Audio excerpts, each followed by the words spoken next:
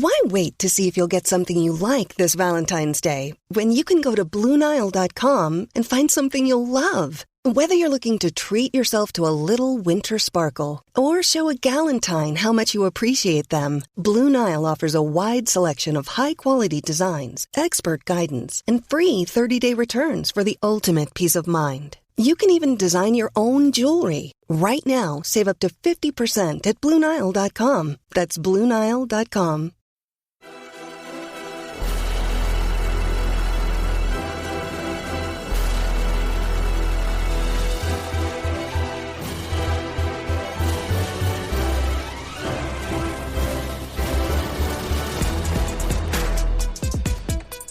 American soccer fans, welcome to episode 98 of the Stars and Stripes FC podcast.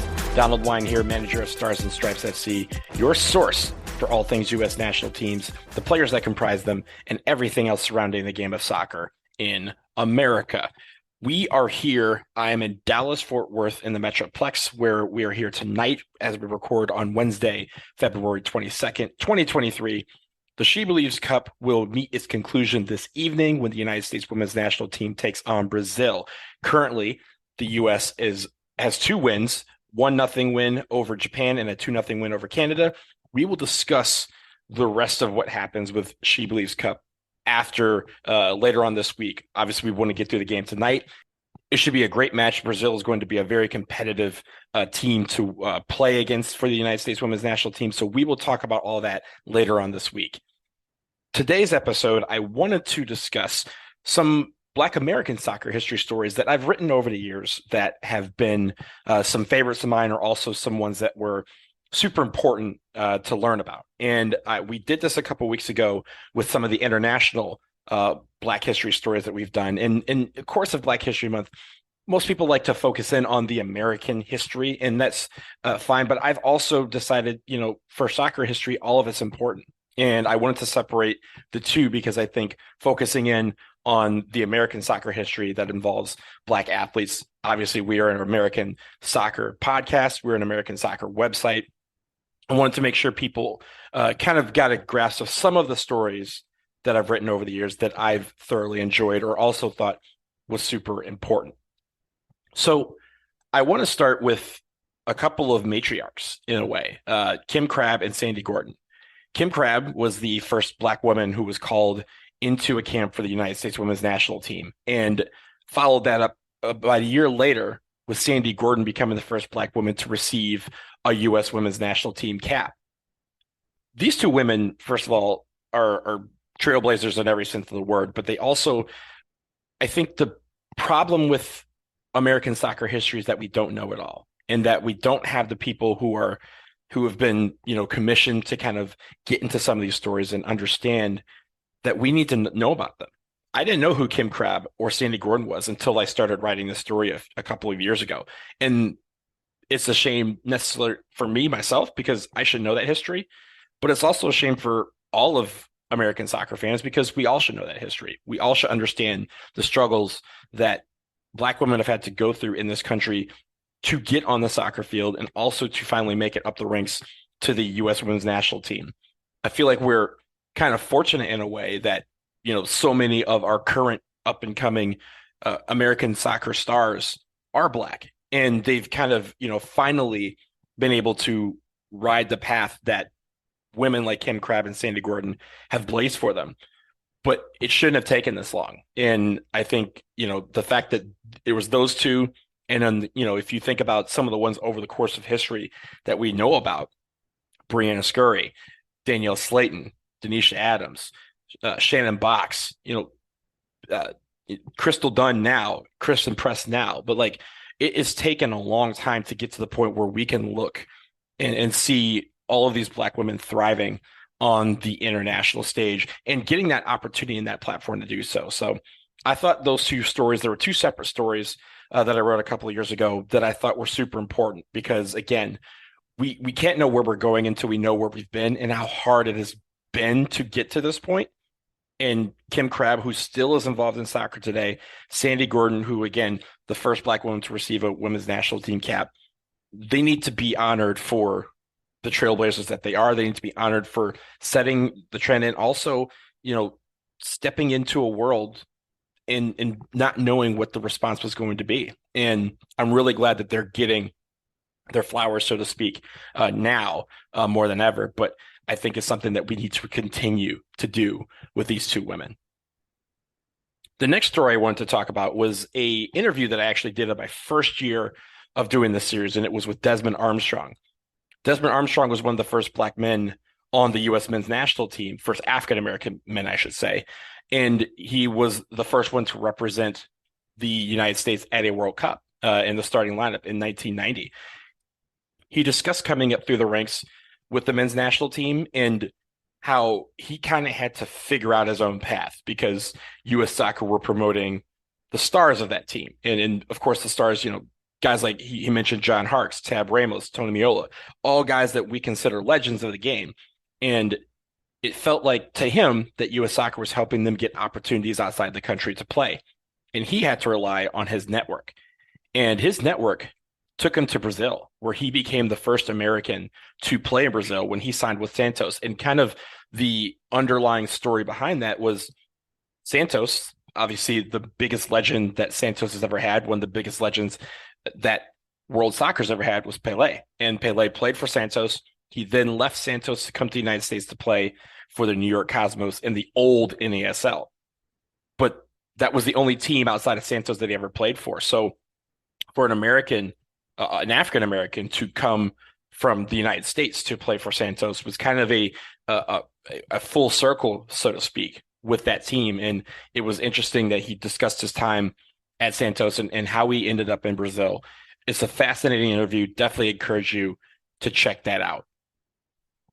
And then finally, before we go to a break, I want to talk about the Howard soccer team, the 1971 and 1974 team. Let's start with the fact that Howard University was a powerhouse in the soccer world back in the 70s. In 1971, they became the first historic Black college or university to win the NCAA national championship in soccer, doing so by beating an all-white St. Louis team, which was considered an absolute dynasty at the point. St. Louis, to this day, no one has ever won more national championships in soccer than the St. Louis Billikens. But Howard kind of put an end to that dynasty by winning in 1971. Legendary coach Lincoln Phillips said he cried tears of joy as he realized that for the first time, an all-Black school or historically Black college university was lifting that national championship trophy. However, this was still in the middle of the civil rights movement. And after the 1972 season, they were told that their title was being stripped because they had allegedly 3 players that were ineligible to play. There were 3 players that came from the Caribbean to play at Howard. And they were also banned from the 1973 postseason. The reason why they thought this was kind of heavy-handed was they thought because of the school's involvement in the civil rights movement, they felt it was more retribution for retaliation for their efforts in trying to bring equality to America. God forbid someone want to do that. But the NCAA later found that the ineligibility rules regarding foreign players were considered discriminatory and really went after some of these all-Black schools and all-Black teams. But the NCAA didn't reinstate the 1971 title, even though they kind of cleared Howard from all wrongdoing. So what did Howard do? In 1974, they went right back down the block. They went undefeated, and they beat St. Louis again to win the national championship. This time, it was theirs. They became the first historic Black university to win a national title twice.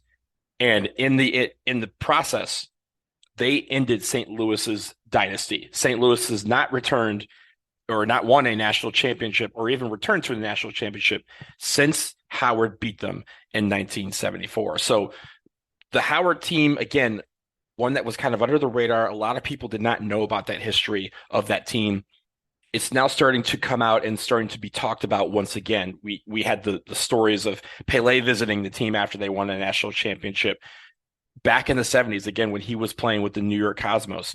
When Pelé passed away, that part of the story kind of resurfaced again. And it's important to keep these on the surface because a lot of people think you can only go to certain schools to have a traditional program of college soccer and a traditional path of soccer, but HBCUs are doing the thing too. And Howard was no exception. Howard's program now is being sponsored by a bunch of different teams as they consider a reboot and a reinvestment of resources into that team. So I thought that was a super important one. Again, the first HBCU to win the national championship in soccer. And it's important to tell that story, especially the fact that they had to, go through an arc of redemption through no fault of their own. And because of that redemption, they were able to once again claim the national championship. And this time they were able to keep it.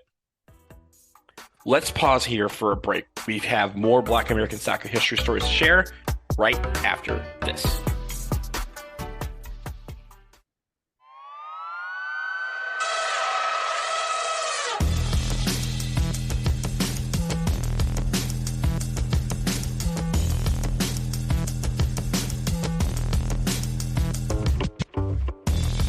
We are back, and we have some more Black American soccer history stories that I'd like to share, and I want to begin this segment with Bill Hamid. Bill Hamid, personally, he's my favorite player in MLS history. He's the one I've watched grow from a kid into a man, and just his career has been something that I've followed very closely as a DC United fan, but also just as someone who, kind of, again, blazed some trails and made it where it was easier for guys like himself to get into the game and to prosper. He's the first DCU homegrown player in the team's history. He came from the academy. He grew up literally in the stands, bouncing with La Barra Brava and Screaming Eagles, watching DC United as a kid. And when he stepped onto the field in that uniform, he became the youngest goalkeeper in Major League Soccer history. He was on top of his game for a long time, over a decade. And just recently, he's now looking for a team to continue his career, but he has been with DC United for the better part of 13 years, minus a 6-month stint in Denmark. But Bill Hamid, in my mind, he's one of the greatest goalkeepers that we've ever had, that we've ever produced. And I know that doesn't come lightly. There's been a lot of goalkeepers in the history of America that have been super, super awesome. But Bill Hamid has been one of them. Bill Hamid has been misunderstood by a lot of people outside of DC United, but for us, we loved him. We cared about him, and we still do. He's still our guy. I think he should be in the Soccer Hall of Fame. I think he should have his number retired by DC United, both of them, because he wore 2 while he was with DC United. And I think that he deserves all the adulation and admiration that we can give him, because he's been that dude for a long time. And some of the saves that he's made have been not of this planet. And Bill Hamid, that was a story that I really enjoyed writing, because I got to write about my favorite MLS player. I got to write about one of my favorite soccer players of all time. And despite the fact that he's younger than me by about 8 years, he's still a kid that I consider looking up to, because I think of his trajectory, his growth, and his path to the league, and how he's considered, how he's been able to maintain his greatness for so long, despite the fact that at every turn it felt like people were doubting him. And we didn't doubt him as fans at DC United. There was a lot of United States men's national team fans that probably had their thoughts on him, but I honestly think that he could have been one of our great goalkeepers on the national team if he was given that full opportunity. He's a guy that is minus Ireland is undefeated. He played, he lost 2 games to Ireland, but other than that, he never lost, and very rarely did he get scored on while he was in a men's national team uniform.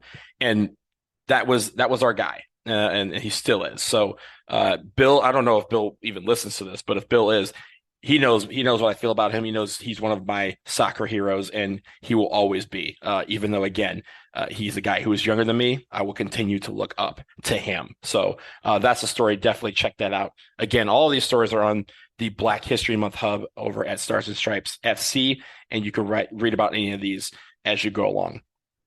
I wanted to move on to another one that I thought was great. It was an interview that I did with my good man, Elliot Barr. Elliot Barr runs the Can I Kick It FC podcast. He also is one of the founders of the Henny Derby, which is the greatest derby in American sports. He's a guy that I always love talking about too. And through his podcast, Can I Kick It FC, he tells these Black history stories all the time, every episode. That's what they do. And episode 42 is where you can find the interview. We also did a crossover episode on episode 54 of this podcast, and definitely encourage you to listen to those this month and as we go along. But Elliot's just a man who he commands knowledge, and for him, it's important to understand that Black history is soccer history, and I totally agree with that. But he makes sure that you know about it every single day. He is 100% in when it comes to making sure that these Black stories get told. And I definitely encourage you to check that podcast out. The whole 2 Cents FC network has been great. They've been very supportive of this podcast. They've been supportive, again, promoting and elevating Black soccer players and also Black journalists to get to that to get those voices out there, because they're important. So I highly encourage that you listen to, again, episode 42 of this podcast, episode 54, and also check out the Can I Kick It FC podcast on your spare time, because I think those stories are super important, and he's told a lot of them, and they've all been great to listen to. The next story I want to talk about is Crystal Dunn. Crystal Dunn is the greatest talent we've ever seen, full stop, in American soccer, in my opinion. She's the best left back in the world, and she has basically been typecast to that position despite her excelling as a forward and even as a midfielder. Her preferred position is forward. When we tell everyone to free Midge and free Crystal, that's what we mean. They kind of get put back on the back line when their greatest area of talent and their most preferred position is up front, where they can do a lot of damage. And we've seen them do a lot of damage. And Crystal Dunn has been through a lot lately, obviously. She's still on the national team. She had her son Marcel last year, and 3 months later was back on the field, and is just an inspiration for all of us. And if you don't like Crystal Dunn, then honestly, you don't like soccer, because she is brilliant on the field. She's incredible to watch. And how many people you know that can master something that they're really not even good at when they get there? Like she became the best left back in the world, and that was not her best position. She was put there, and she said, if I need to stay on the field by playing left back, I'm just going to become the best left back there is. And she did that. And the fact that she was left off of the 2015 World Cup team, she followed that by basically running the table in NWSL and winning the Golden Boot. She then gets put on defense, and she becomes the best left back on the planet and helps the team repeat in 2019. There's very few success stories that are better than Crystal Dunn, and I encourage you to read about her and just her brilliant talent that she had and continues to have on the international stage. And then finally, probably the most important story, American soccer story that we've had over here, is about the Black Players for Change and their statement and announcement that they were here during the MLS's back tournament. You know, a lot was going on in the world at that time, a lot, especially here in the United States. And for them to organize and make it known that, hey, they are here to not just change the game, but to make it permanent and make it where the access and the of accountability and the opportunity is there for Black Americans to thrive in this game of soccer, not just from a player standpoint, but also referees, coaches, and in the boardrooms, the people making the decisions. And they've done so much over the last few years. They've, inspired other groups to join, the Black Women's Players Collective. The USL has a Black Players for Change, and they have, all done incredible work. I'm going to hopefully talk about a joint effort that the BPC and the Black Women's Players Collective have done later on this week. But I wanted to highlight them because I thought what they did was fearless in the face of a lot of scrutiny, in the face of a lot of attention, in the face of a lot of people, again, a lot of haters, a lot of doubters. They went in and made a statement anyway. And I thought it was one of the most important things that has ever happened in the history of American soccer. And it definitely was the most important thing that's happened in the history of Major League Soccer. So I definitely encourage you to read that. The title of that, There Will Be Change. And according to the Black Players for Change, there absolutely will be, and they're working hard to achieve it. So those are some stories. That will do it for episode 98 of the Stars and Stripes FC podcast. Thank you so much for listening. Thank you so much for reading during Black History Month. We still have a few days left, so we're going to have some more stories coming your way, or again, highlighting some stories as we go along. So stay tuned to starsandstripesfc.com. You can also follow us at Stars Stripes FC. And remember, this podcast will be undergoing some changes in the next week. I will update everybody when we get to that, so stay tuned to that. If you have any questions or topic suggestions, you can continue to send them to ssfcpodcast@gmail.com. We will address those on a future show, but that will do it for now. So until next time, take care.